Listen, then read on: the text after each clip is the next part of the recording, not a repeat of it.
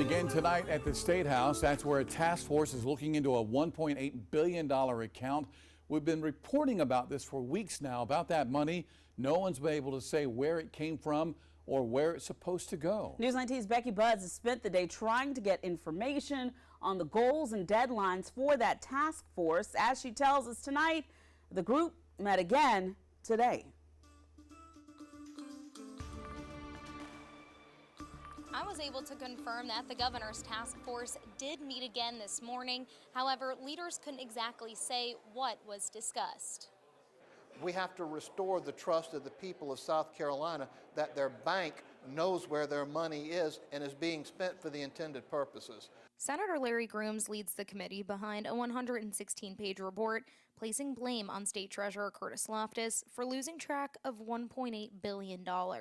Grooms' committee opted against removing Loftus from office at Governor Henry McMaster's request. Instead, the governor established a task force to trace the origins of these funds. Here's who's on the task force: the Treasurer's Office, Comptroller General's Office, the State Auditor's Office, and the Department of Administration. The task force has until July 1st to unveil its findings. So we're going to get to the bottom of this.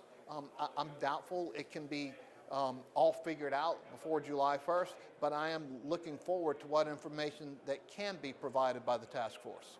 In addition to Tuesday's meeting, we were also able to confirm the group has met at least twice before, once with a formation meeting on April 11th and again on April 16th.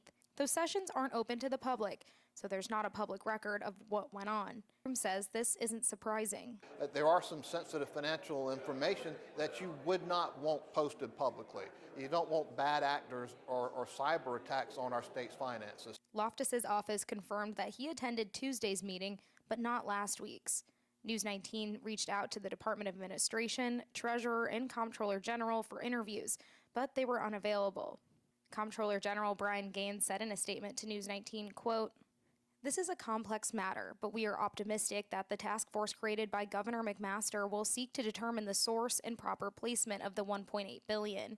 We are thankful for the help and support provided by the governor, state auditor, the Department of Administration, the Attorney General's office, and the General Assembly. The CG remains willing to engage in this productive work effort to help the state resolve this important matter." Meanwhile, the Senate has allocated $4.2 million in the state budget for a forensic audit, which Grooms says could begin in July and take about a year to complete. An unbiased group coming in that has the credibility, that has done multi-billion-dollar audits before, is what is needed to find out where the money, if the money actually exists, and where it rightfully belongs. It's unclear when the task force will meet again. Reporting out the State House, Becky Buds, News 19 WLTX. If lawmakers want to remove the treasurer from office, they have two ways to do it. The first is through impeachment, which would start in the House and requires a 2/3 majority. Then it would go to the Senate, who would have to vote to convict in order to have him removed.